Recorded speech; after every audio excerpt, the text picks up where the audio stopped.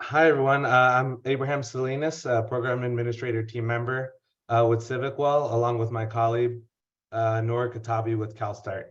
We both look forward to helping potential Mobility Project Voucher applicants understand what to expect when applying for a Mobility Project Voucher. Just wanted to give you guys a heads up. Our next webinar is on January 25th, 2023, which will be on MPV applicants who are interested in developing a partnership and team with a mobility provider.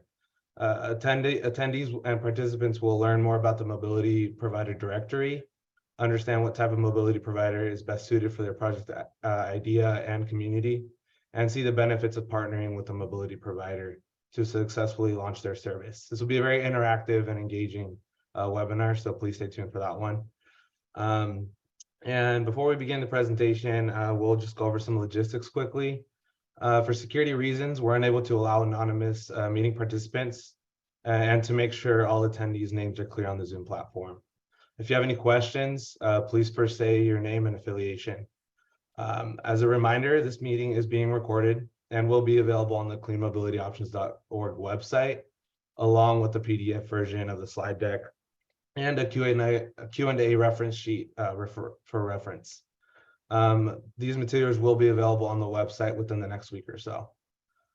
We'll be using the webinar Zoom raise hand feature, as well as the Q&A feature to facilitate comments and questions with the CMO admin team. So please make sure to use the Q&A box at the bottom of your screen and refrain from using the chat, as we want to capture all the questions and answer them in an orderly manner. Also, we will be providing up to 5 minutes or more of verbal questions throughout the webinar. We do have a lot of slides to cover, so please limit your questions to 1 minute per person. We can always follow up with you after the webinar as well. And again, thank you for attending today's webinar.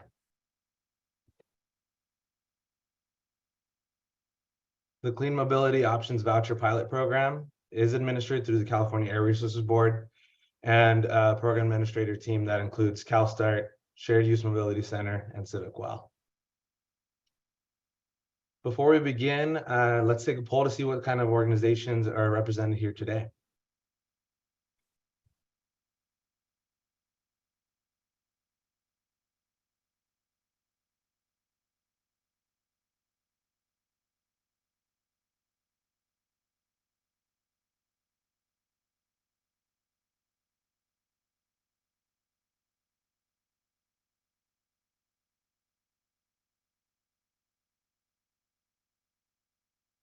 Looks like we have a pretty good mix of folks from government agencies, transit agencies, tribal government, nonprofit, community-based organizations, and some others.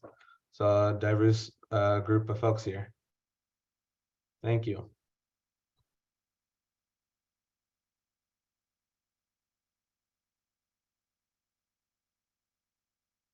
All right, in this webinar, we'll begin with a quick overview of program, the CMO program, and background types of funding available for those who are unfamiliar with the CMO program. This might be the first time attending one of these webinars.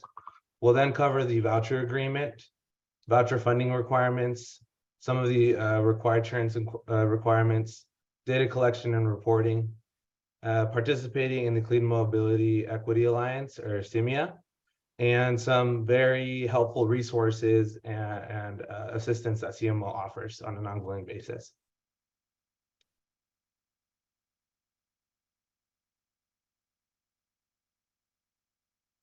All right, let's begin with providing an overview of the Clean Mobility Options Voucher Program and the current funding opportunity.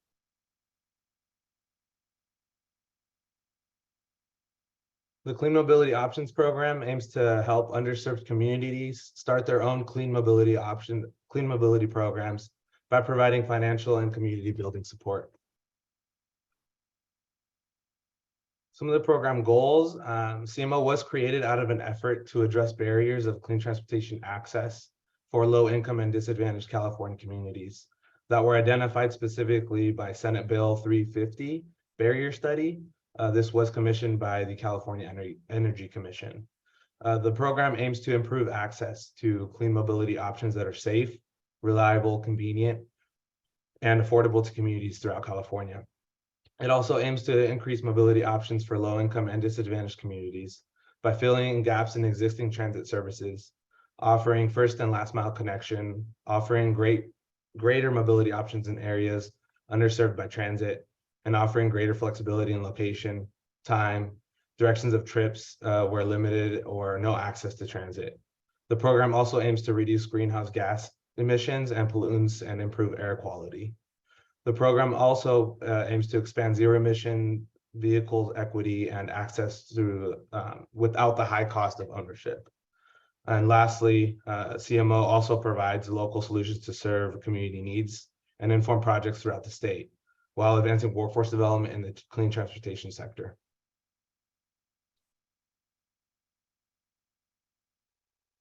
All right, now transitioning over to the Mobility Project Voucher, or MPV, and the current funding available. The following are the current clean mobility option service models that in any combination are eligible for funding. They are short-term rentals, checkout membership subscription basis, as well as fares for traditional transit and ride-on-demand services.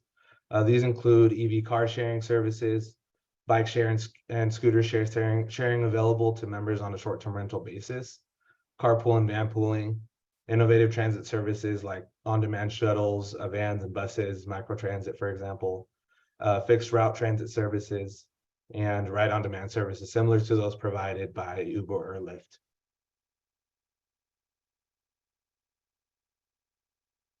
There is $33 million available in funding for mobility projects with up to $1.5 million per mobility project.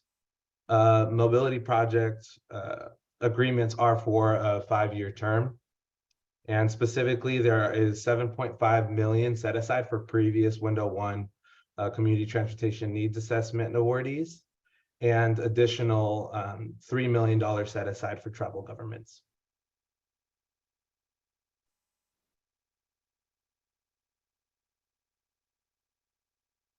So please save the date. The CMO Mobility Project Voucher application window will open at 9 a.m.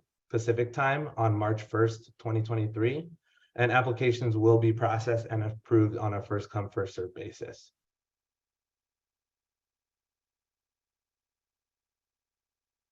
The Mobility Project Voucher application is a 2-phase application process, meaning applications are reviewed and evaluated, and they're awarded in the order they are received until funds are exhausted.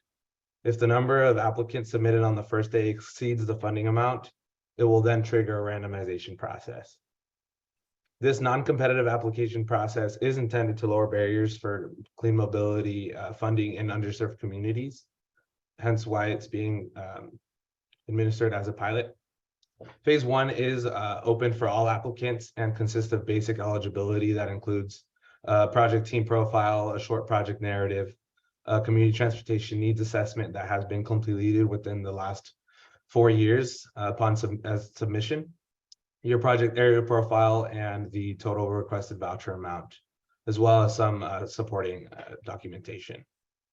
And phase 2 is for eligible applicants who have been notified to continue to phase 2 application submittals and complete the final application, which will include a detailed project narrative and details on the team profile, project milestone schedule, for example, a community outreach plan, community resource contributions, budget worksheet, financial sustainability plan, and lastly, the supporting documentations.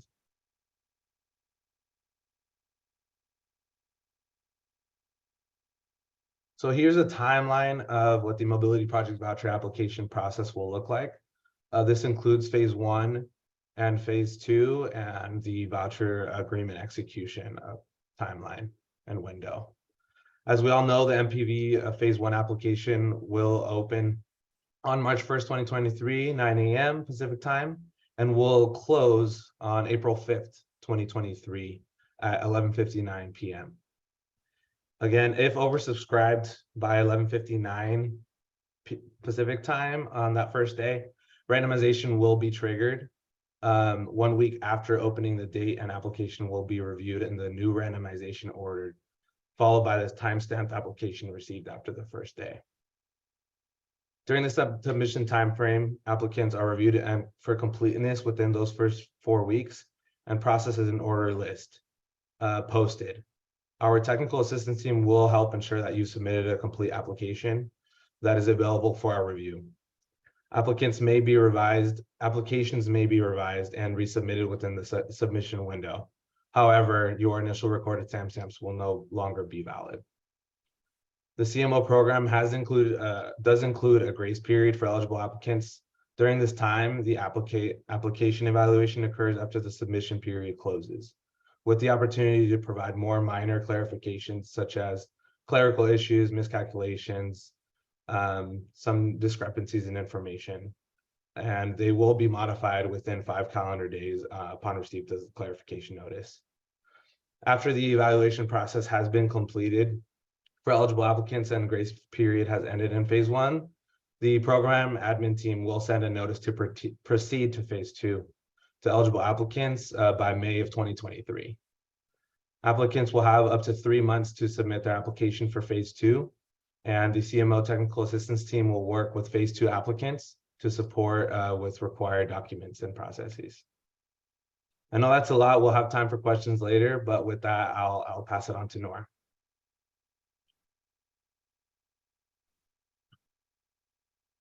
Hello, everyone. This is Noor Katabi. Let's begin with a quick poll. In the next part of the presentation, we will begin to go over the different CMO requirements for the Mobility Project Voucher. We would like to please choose between the different CMO requirements for the Mobility Project Voucher that you would like to hear more from, which include voucher funding, insurance requirements, data reporting, technical assistance in CMO, and other. We'll give everyone a couple of minutes to submit their response.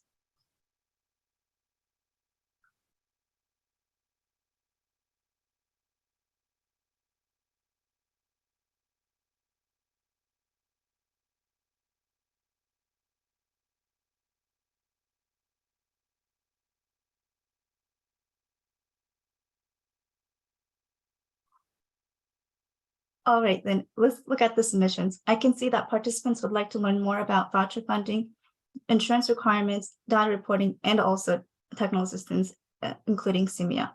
In the next part of today's webinar, we will use the time to discuss the different CMO requirements and answer questions you may have. Please use the Q&A box to ask questions throughout the presentations, and the program administrator team will follow up.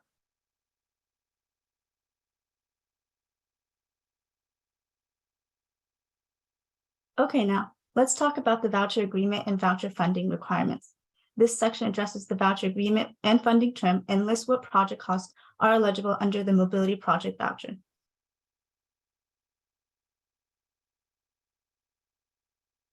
Let's discuss the Mobility Project Voucher Agreement term. The voucher agreement term is a minimum of 5 years from the date of the voucher agreement is executed. It is a contract that is between the CMO program administrator and the awardee that serves as a promise to pay. Provided here is a visual timeline of the voucher agreement term. Once the voucher is executed, awardees will spend time with the program administrator team on insurance compliance to initiate the official kickoff. Afterwards, the awardees will have up to 15 months for project design, planning, and construction in preparation to launch the mobility service. The operations launch date is the date when participants first begin using the services. The services must be fully operating for at least 4 years from the date of the operations launch.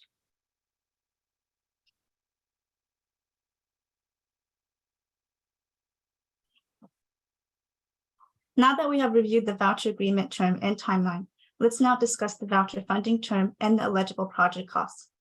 The voucher funding term is at least 4 years from the voucher agreement execution date.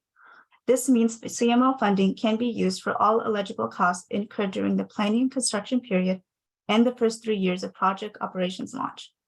During the last year of the project operation period, or year 4 of service operation, and until the voucher agreement term ends, only administrative activities can be paid by CMO voucher funds.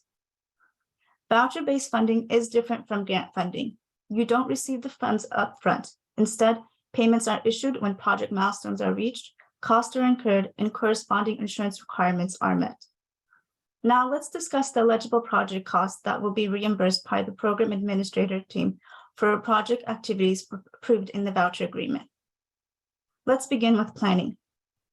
Planning costs include activities related to project planning and design, generally before the mobility service operation is launched.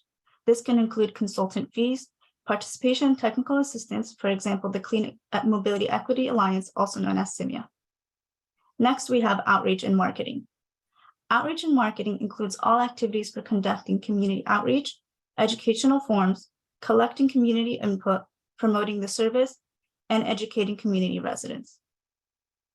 Next is capital acquisition activities. This includes activities in associated hardware, eligible infrastructure, and other equipment, along with associated labor and contractor costs for construction and installation. Now on to operations and maintenance. Operations and maintenance costs are incurred after the operation service launch date and the first 3 years of operations. Examples of eligible operation and maintenance activities include maintenance for vehicles, micromobility devices and infrastructures, fuel and electricity, and ongoing software maintenance. Last but not least is administrative activities. This includes all activities related to administration of the project after the voucher execution date. Administrative work plays a major role in the MPV program. A project should first consider the initial staffing and direct startup costs needed to establish a sustainable program. Administrative activity and costs generally consist of hiring and training new employees, travel expenses, obtaining permits, printing, mailing, costs that go into data reporting and evaluation, technical assistance including CMO, and insurance costs.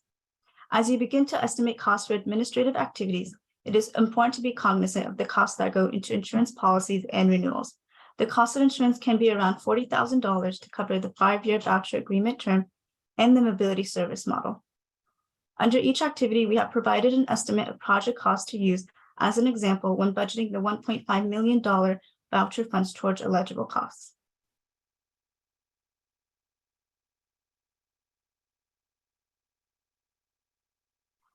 There are additional permits that may be required for installing eligible chargers and infrastructures equipment depending on your project type and project area. Let's begin with the Electric Vehicle Infrastructure Training Program certification. EVITP provides training and certification for electricians installing electric vehicle supply equipment, also known as EVSE. The electrician installing EVSE infrastructure must supply proof of EVITP certification. A California Environmental Quality Act, also known as SEQA, identifies the significant environmental impacts of the proposed project and adopts all feasible mitigation measures to reduce or eliminate those impacts. Before applicants submit a Mobility Project Voucher application, applicants must be certain that the project is eligible for a SEQA exemption for each proposed infrastructure installation. All of this is really to be selective of partners, mobility providers who are familiar when thinking of your project team.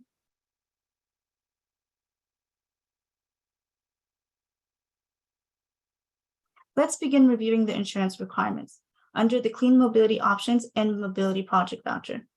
This section addresses the general provisions and the Mobility Project Voucher insurance requirements all awarded applicants must comply with. The insurance requirements are set to ensure the awardee is financially secure and provide protection to the entities involved, including the awardee, CARB, the State of California, the California Energy Commission, and the program administrator. It is super important to maintain the insurance throughout the 5-year term. The awardee is responsible for submitting proof of insurance annually until the end of the voucher agreement term. Any original language, limits, or endorsements that were added in the beginning need to be carried throughout the term. In addition, if you are using a subcontractor, they need to be covered as additional insured under your insurance policies, or they will need to supply insurance evidence to comply with the CMO requirements. Prior to the kickoff of your project, awarded applicants will have up to 60 days to maintain all required insurance policies for the CMO program. After executing the voucher agreement, the program administrative team will provide resources and one-on-one to review each awardee's project scope of work and the applicable CMO insurance requirements that awarded must comply with. In the next 2 slides, I will provide an overview of the applicable insurance requirements for the Mobility Project Voucher. Starting off with commercial general liability. After the voucher is awarded, the awardee and mobility provider shall maintain general liability with limits not less than $5 million per occurrence for bodily injury and property damage liability, combined with the $5 million annual policy aggregate. Let's continue with automobile liability.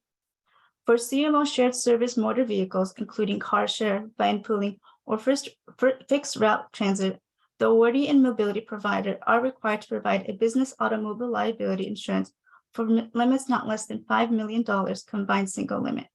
For any other vehicles that is not used for the CMO shared mobility service, for example, project planning, rebalancing, marketing, outreach, or driving to events, shall maintain business automobile liability for limits not less than $1 million combined single limit.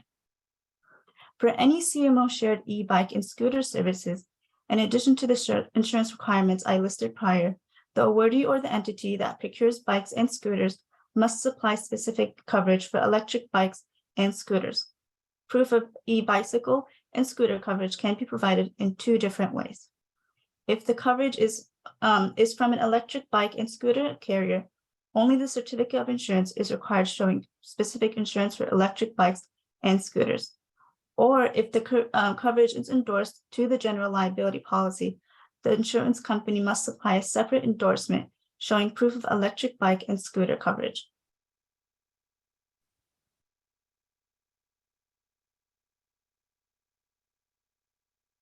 On to the remaining insurance requirements.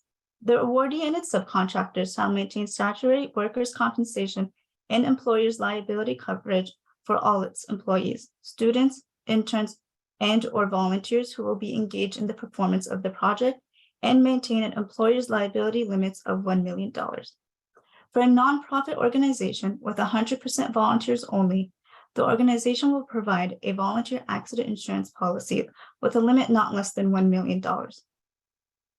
Last but not least is the cyber liability coverage.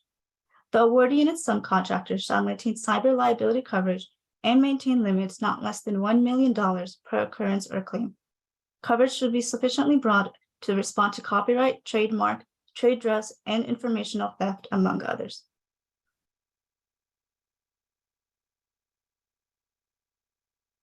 I'm going to stop here for 5 minutes of questions. If you have questions you'd like to ask at this time, please use the raise hand tool and someone on our team will call your name and unmute you.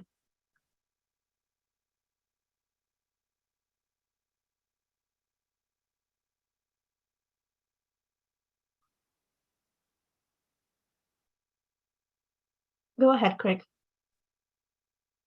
Hi, just want to make sure you can hear me. Yes, I can. Okay, great. In the example budget, I know you didn't cover everything, but I just want to make sure that I'm clear. I didn't see any admin costs for drivers, dispatch, or program management, but I assume those are all covered during the period of the grant. Yes, correct. Those will be covered within the voucher funding eligible costs. And also drivers will also be under operations costs, since those the vehicles will be operated after the launch date. Okay, and because it's a voucher program, how often would we submit, whether it's a timesheet or whatever, for a request for payment so that we can make sure that everybody's paid? Of course. So we recommend per quarterly to submit a payment request with the costs that have been incurred for those eligible costs.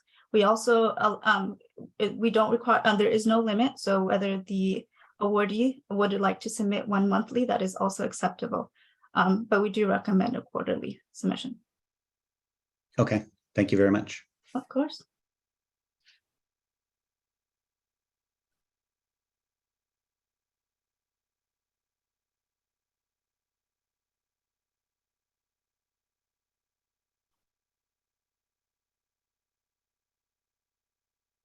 You can also drop some questions in the Q&A if you'd like. If you're too shy to raise your hand. We got a whole team here to answer any questions you might have.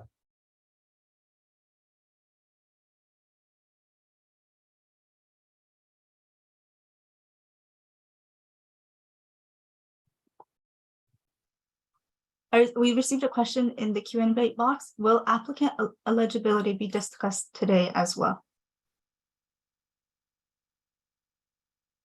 Abraham? Can you read that again? Will applicant eligibility be discussed today as well? Applicant eligibility? Mhm. No, but I mean, I can quickly talk about it. I can speak upon it a little bit. Eligible applicants include local agency, transit agencies, any public entity, a nonprofit organization in California, the 501c3, and tribal government as well, federally and non-federally recognized tribal governments. And those are eligible applicants as far as lead applicants go. And a sub-applicant can include a private entity or organization. Does that answer the eligibility question, or are you talking about more of a project area or project eligibility?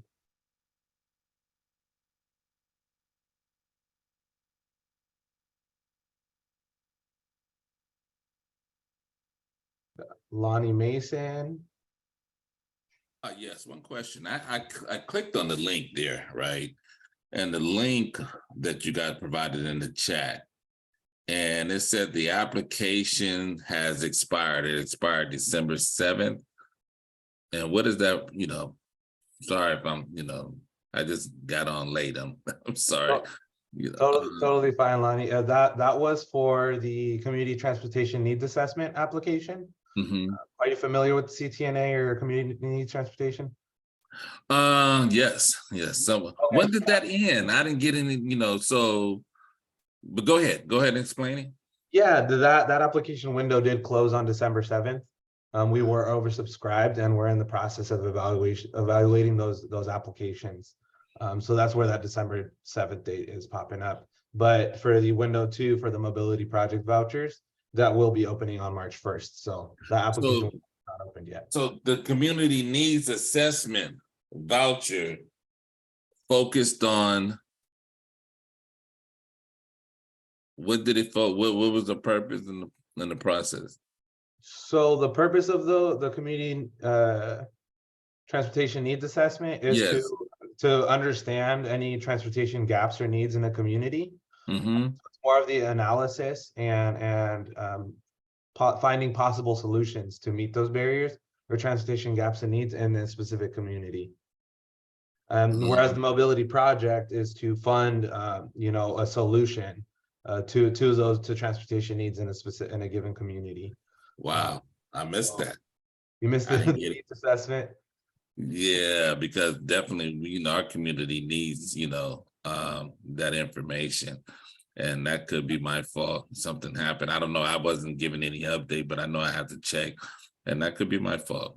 Probably is, but it's like, go ahead. Yeah, it's totally okay. I mean, if you're not already subscribed, we'll go into the resource. I just subscribed to it, and that's what I was wondering. I'm like, was I ever subscribed to this?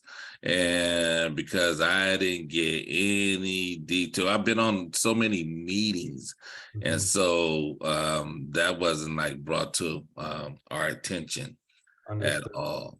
And so when that opened up, when was it open? I believe it was November 7th. November 7th to December 7th. Yeah, it was 1 month.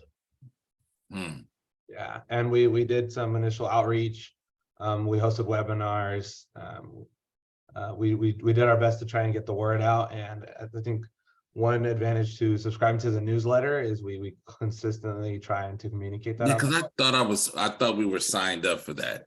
I didn't get that newsletter. I didn't get anything, because definitely our organization, we do need this within our community, and so I'm just wondering, how did this get past me? Because I've been on various meetings, talking in regards to this. Yeah, and although we're not aware about a future. You froze.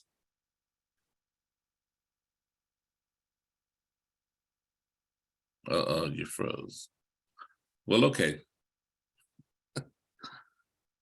Hi. Oh, okay. Let's move on to the next question from Paul.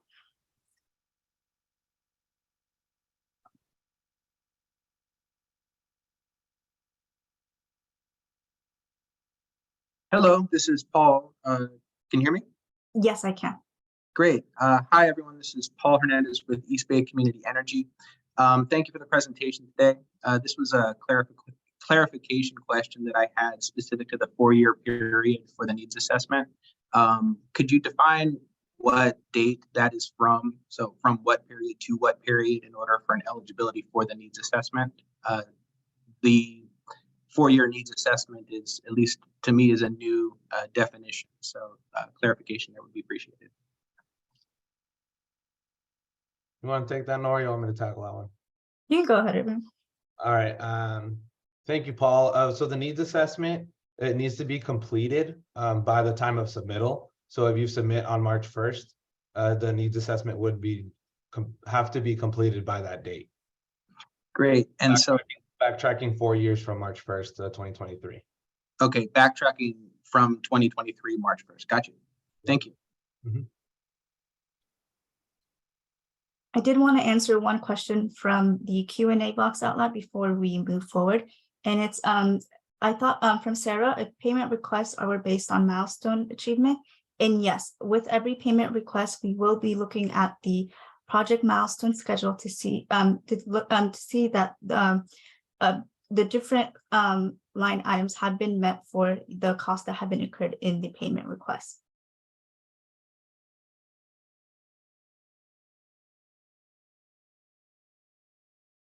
We can move on. We'll move on. If we have time towards the end, we'll get back to the questions in the Q&A. In the meantime, we'll try and type those answers in there for you guys so that we don't miss the opportunity to answer those.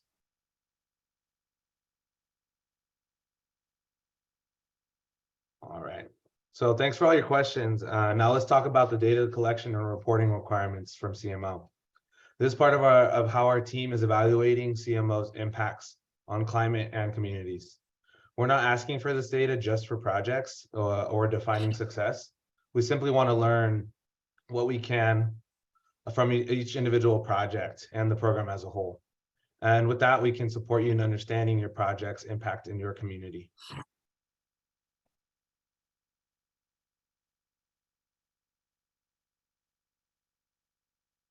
So here are the reports that awardees are required to submit on a quarterly basis. For what it's worth, the program administrator team has worked really hard to make the reporting simple and efficient for awardees. And we continue to incorporate feedback from awardees to make the process smooth. So first, awardees have to submit their vehicle and infrastructure equipment specifications. These specifics will inform calculations made about GHG reduction and energy use. What is the vehicle make and model and year and so on. Similar information for charging equipment is also required. Second is the vehicle and infrastructure operations. This is the meaty part of the reporting, where you'll submit trip data for your vehicles, like the number of trips, miles traveled, hours of operation, and so on. Most mobility providers already have systems to track all of this information, which can make the reporting as simple as a handoff of the data to our team. But as you are prepared to submit an application, it may be wise to discuss best practices for telematics with your mobility provider, as well as protecting user privacy. Next is the job creation and workforce development data. If your project is creating jobs in the project area, we want to know. Here you'll be entering data about things like the full-time equivalent hours, the job category, and the date the job was created. Additionally, and crucially, we want to know if there was any job training that happened as a result of the project. Was there training around EVSE installation, bicycle maintenance, and how did this impact wages? Very important information for workforce development. Next is membership and participation data. Here's where we just want to know how many people are using the service and how they're broken out across membership type or fare category, for example, students, seniors, etc. This portion also includes fare box data along with subsidies. If your service— I'll take over. This is membership and participation data. Here's where we just want to know.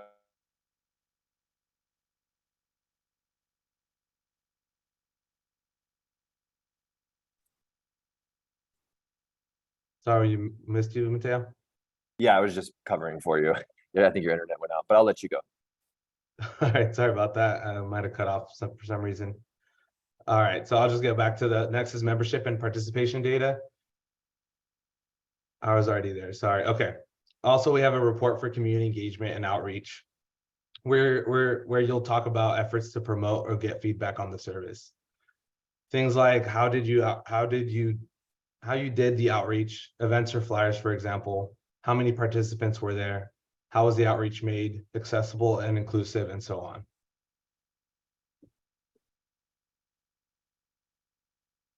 Right. Another core component of the evaluation program is hearing from residents. Awardees can expect to distribute 3 key surveys over the course of the project. This first is intake / sign up or service to establish baseline characteristics and travel behavior before using the service. This is different than the needs assessment survey, as it should be taken by people who intend to use the service, either when signing up as members or using it for the first time. The second is post-trip survey, where riders can give feedback on their trip and their trip experience. This is a great example of something the program administration team and the awardee can use to evaluate and improve the program. There's also an annual user survey. This is intended to capture year-over-year information and feedback from residents.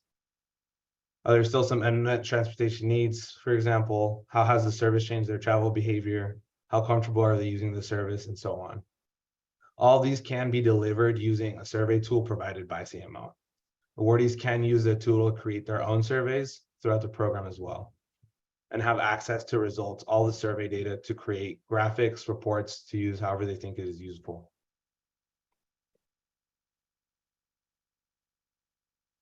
All right, now let's talk about the participating in the Clean Mobility Equity Alliance, also known as CMEA.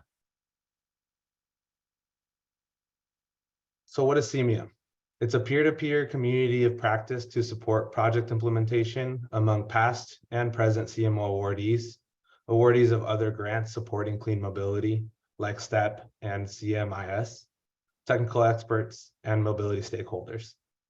This is a critical component of technical assistance for awardees, not only to come together and share strategies, connections, and successes implementing shared equitable mobility projects, but also gather and tackle systematic and policy issues in order to advance equitable mobility around their state.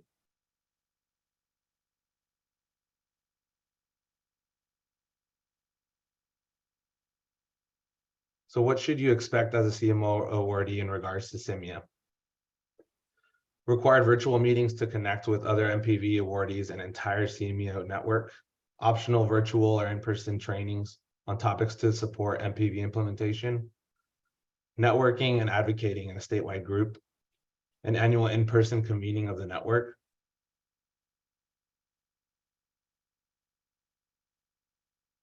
All right. That covers CMEA. So now we can get into some of the available resources. So one of the CMO's main assets is the available resources developed by the program administrator team and technical assistance throughout the program. All 3 program administrators are available to assist with application development and meet with you one-on-one. From pre-application assistance to and throughout the project planning and implementation. We also offer budget advice, but this does not include writing a budget or filling out an application. But we also help develop project ideas and explain in-depth project requirements and describe step-by-step an application and voucher agreement processes. CMO's individualized technical assistance has been well utilized in technical assistance and has been found to be very effective.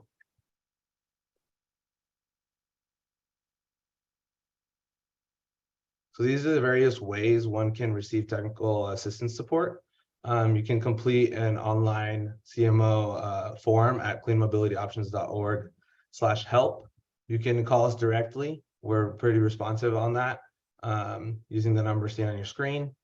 And you can also schedule a CMO information session where we can meet with you and your team one-on-one to go through your project ideas, go through your application, answer any questions, again, virtual or in person. This has been somewhat underutilized and is very advantageous. So please contact us if you are interested in meeting one-on-one with our team. And lastly, we also have been hosting CMO office hours every Thursday from 12 to 1 p.m. The Zoom link will be provided here, as well as in the slide deck on our website. You can also visit the CMO events page to access that link. All right, so access through the cleanmobilityoptions.org resources tab, Mobility Project Implementation Toolkit is available with these 5 guides that can be used to successfully plan and implement a mobility project.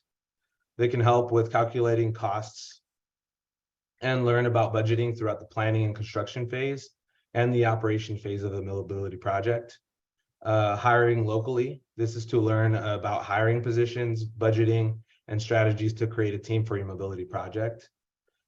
Engaging the community and how to learn to foster the project identity, addressing institutional inequalities, building capacity with residents, creating community buy-in, and developing sustainable ridership.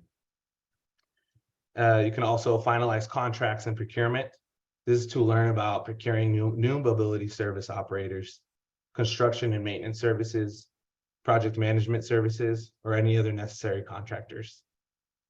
And the last guide here is to plan the site. This, you can learn about selecting and planning the site for your mobility project. All these are, have a step-by-step outline on the Clean Mobility Options website, resource tab again. So please use that as a reference. All right, so lastly here, following a kickoff orientation meeting, awardees will receive one-on-one trainings. We'll provide a deeper dive into the voucher execution process that we discussed today, the CMO financial process, reimbursement, and so on, insurance requirements that Noor went over today, the data reporting requirements. Again, these will all be trainings and deeper dives into these specific areas.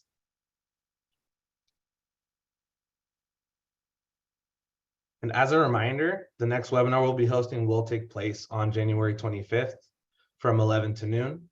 Following that webinar, we will hold another webinar that will provide a walkthrough of phase 2 of the MPV application. This will give interested applicants all of the information they need in order to consider to apply for a Mobility Project Voucher before the application window opens on March 1st, 2023.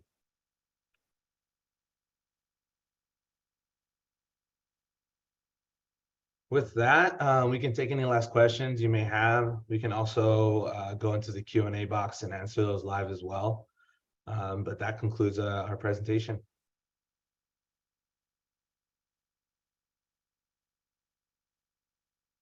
All right, Noor,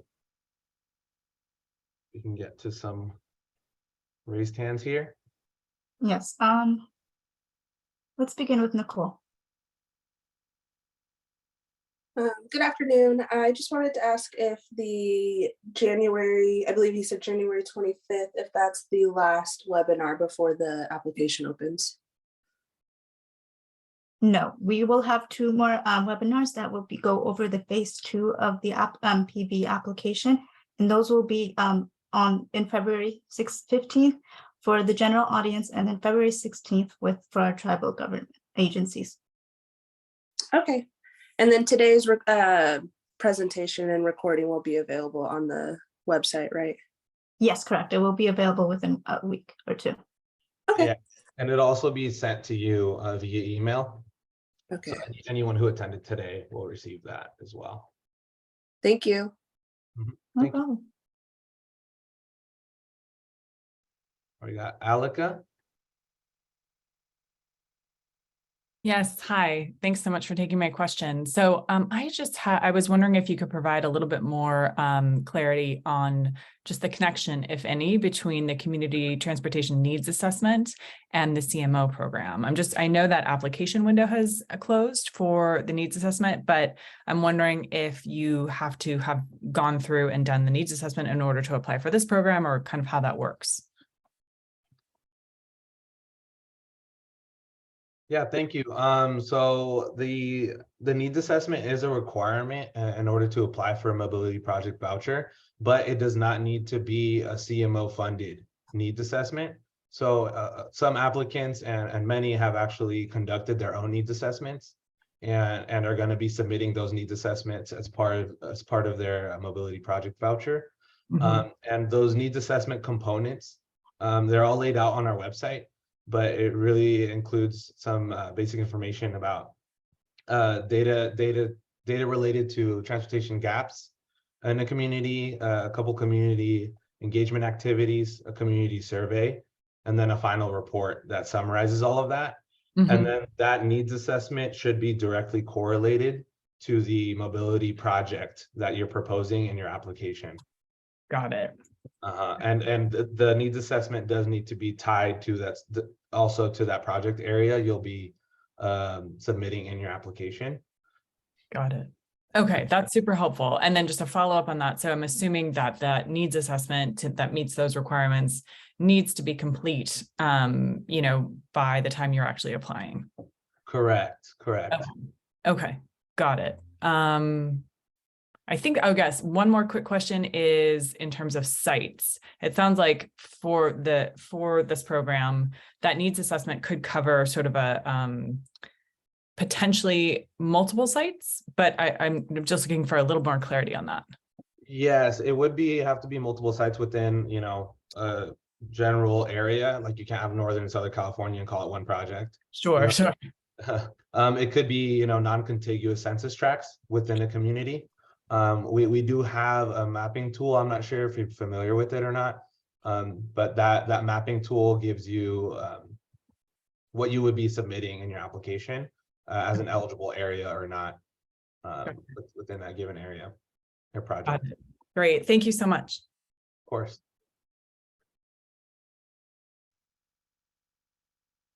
Lonnie? Yes. Got a message here. First and foremost, my name is Lonnie Mason. I'm the Executive Director of First Generation Environmental Health and Economic Development. That's based out of the Bayview Hunters Point community, disadvantaged community. I'm looking here and I have an email. It's her name, Ava. It seems like she's trying to get in contact with me and she wants to know my email address, but there's nowhere I can, because it says chat is disabled. So. Hi, Lonnie. Hi. Yes, it was me. We wanted to make sure that I wasn't sure that you even received my note. Anyways, yeah, we just want to make sure that we have the correct email from you, so you can receive future work group notice and workshop, invitations. It looks like what we have currently, it may not be a correct one. So I want to make sure that you receive, for example, there is another work group about planning grants, about future funding opportunities next year, this afternoon. I want to make sure that you have received that invitation. Yeah, I signed. I just signed. That's at 2 p.m., right? Oh, great. Yes, Awesome. So I did sign up. We did sign up for that. Okay, and we're just doing so much, right? And we do need assistance. We do need help and assistance. But I was able to go back and look, and I saw it. But I'm dealing with CARB with so many things, because we are actually going to take them on a tour, a toxic tour, CARB, this February 2nd. So, trying to get that program set up and the brochure, toxic brochure, and that was all like November, December. And so we just, had them printed out. So we had to go over with the web designer, and that just slipped past me because we're trying to get something else done with CARB. So it's a few things that we're working on, but that needs assessment. We definitely needed that to help out the people in our community because no one is really getting that support in our community when it comes to electrical vehicles, right? Hybrid cars, because we don't even have any charging stations within our community, which is a disgrace, compared to everyone else, in their neighborhood. And so this was definitely a needs assessment, that needed to be done within our community. And so that's why I'm a little bit, upset. I have nobody to blame but myself, because this was really, really important. But also this tour that's coming up that we're putting on, with various agencies, on the second is very, very important too. So it's a lot of things that need to be done within our community. As you can see, we're just unfortunate, that we weren't able to get that timeline in and submit that application and have that done. And that's what I'm, very disappointed in, that we won't be participating in that particular procedure, so that process. But anyway, thank you. Yeah, Lonnie, thank you so much. Just want to mention again, so the work group meeting that you will be participating at 2 p.m. will talk about more funding opportunities for similar type of projects like needs assessment and planning grants. Yeah. So hopefully you will be able to participate and provide your feedback and get more information on that. Okay, because we definitely need that within our community. This program has to work within our community, definitely, because people need to be aware, because we were not aware of this process, that they can, receive the help and assistance to, get a electric or a hybrid car. And not only that, we need to be able to set up these charging stations within our community so they can be accessible for those who qualify, right? And there's more things to it, but I guess, 2 o'clock meeting, I could find out more and I could probably ask more questions. Okay. Thank you, Lonnie. Thank you. Appreciate it. All right. Nicole? Okay, hello again. I just, hopefully this is appropriate time to ask, and I apologize if it's been asked already. We have a needs assessment completed, and I was wondering, for this application for the voucher, are we able to have flexibility or any language saying that we're possibly we would like to look into like expansion beyond the sites in our needs assessment? Yes, and anybody in our team you can step in too. So is that needs assessment? How much more beyond the needs assessment were you looking to submit a MPV application for? So just kind of, for example, we have we're in Sacramento, and we have sites with needs assessments completed in the northern region of Sacramento.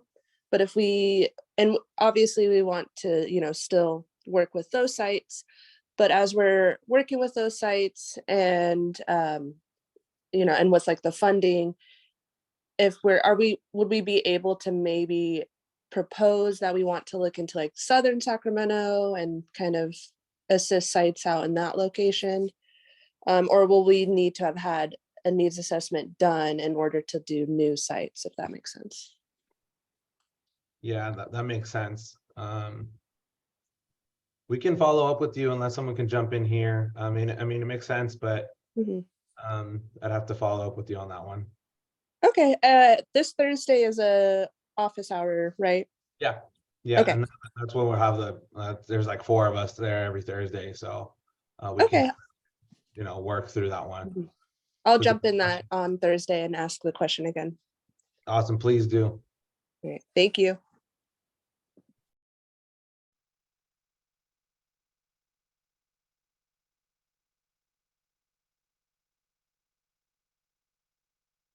Are there any other additional questions that you would like to take the time to ask?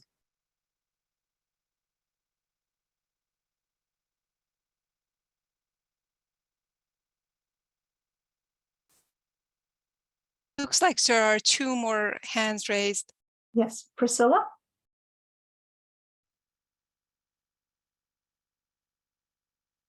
Hi, everyone. How are you? I actually left my question on the chat, and I see Joey turned on his camera. So I'm just here to clarify if my question wasn't clear enough. Yeah, I think the first part of your question was just about if they can use that needs assessment, which is true. So this is to answer Priscilla and Audrey's questions now. So an agency can use a needs assessment from a window one needs assessment awardee to be eligible to apply for MPV. But then they are also then eligible for the set aside funding for the needs assessment because of the project area. So the answer, I guess, to both your questions is yes. Okay, so because I guess for background for everyone, we had a community-based organization that was previously awarded CTNA funding, and we want to see that if there was somebody else to lead the application but leverage that transportation needs assessment, that we're eligible for the smaller pot of funding. And so looks like Joey said yes. So thank you, Joey. I appreciate that. Welcome.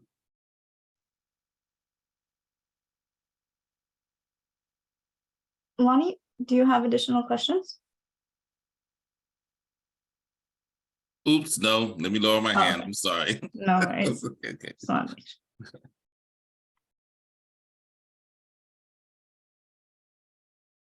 Stephanie?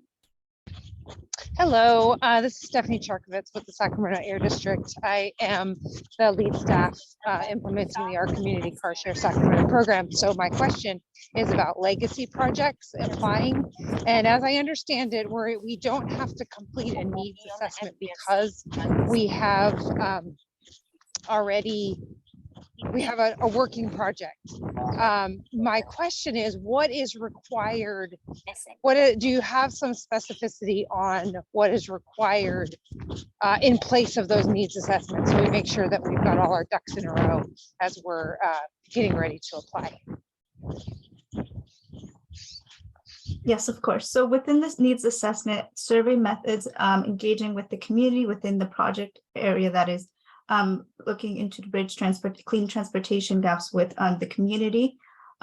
So we have the survey methods, engaging with the community, providing outreach, also creating a report in the end with the information that it's been led with the survey responses, and also any other data reporting put into the needs assessment. Abraham, Okay, is that information provided, listed somewhere on the website? So you can be on the Clean Mobility Options website under the implementation manual. It breaks down the different criteria that needs to be within the transportation needs assessment, whether that is completed through the CMO funded, or you will be providing your own needs assessment based off of the project area and the needs to bridge clean transportation. Hi, Stephanie. This is Ava from CARP. Just to clarify, if you are applying for a completely new project, which new project has been defined, then you will need to submit a new community transportation needs assessment. Otherwise, you do not need to submit a needs assessment report. So if you are expanding community car share projects, or you are just you're getting more funds to continue that community car share project, you do not need to submit needs assessment. It's we will need some sort of documentation of feedback from the community that preferably collecting during your planning and operation phase, that why you need, for example, to expand community car share to certain area, or why you need to, you know, the money for an extension, same project. But what you need to do will be provided for you. So I will encourage you to contact the CMO team during their, I think it's Thursday that they have this, I forgot what they call it. Office hours. Office hours.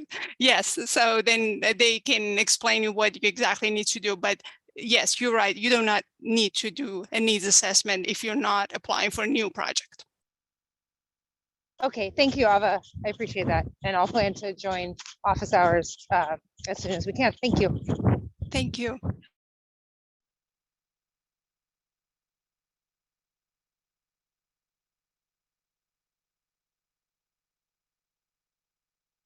And if you're looking for the office hour link, it's also in the chat right now. It was a great hit.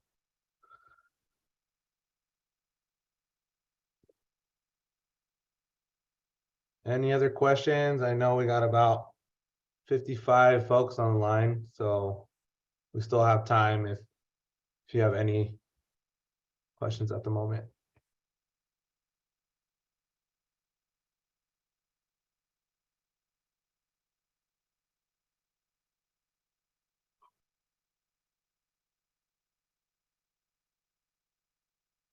I can go ahead then to use this time to answer a few the questions that we did receive in the Q&A, to have that for everyone to be able to also be informed. One question that we did receive is there a timing requirement for when a mobility provider needs to be secured?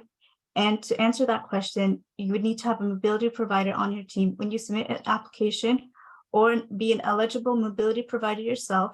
And if you don't have one at the time you're submitting of your application, then you have 3 months after your voucher execution to bring a mobility provider on your team. And within that mobility provider, they would have 1 year of experience in operating vehicles. It's a good one.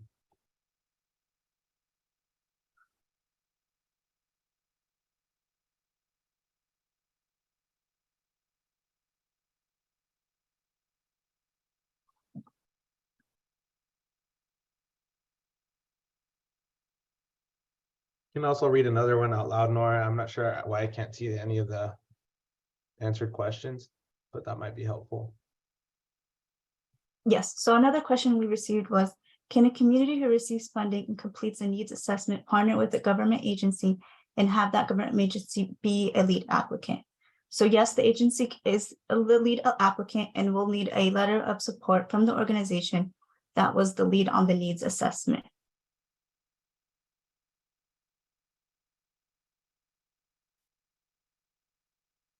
Looks like we have a hand up. Christine? Hi, everybody.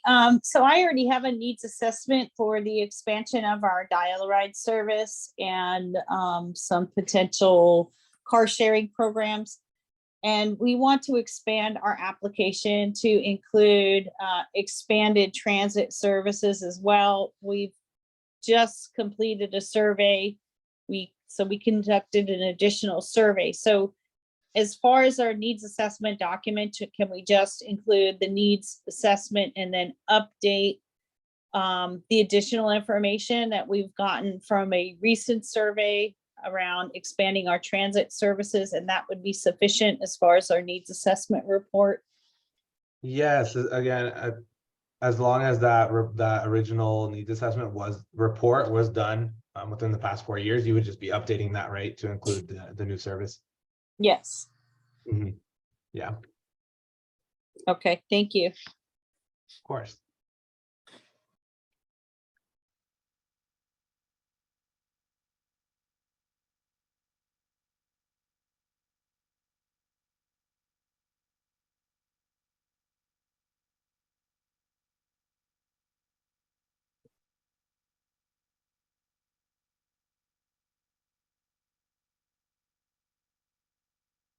And feel free to ask away. Normally, we don't have time to get to all the questions.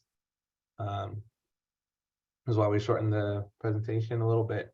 So feel free to take advantage of our time here. Another question we received in the Q&A box is, did CTNA get awarded, or when will awardees be given? So the CTNA voucher has not been awarded yet, and we will notify awardees in early February.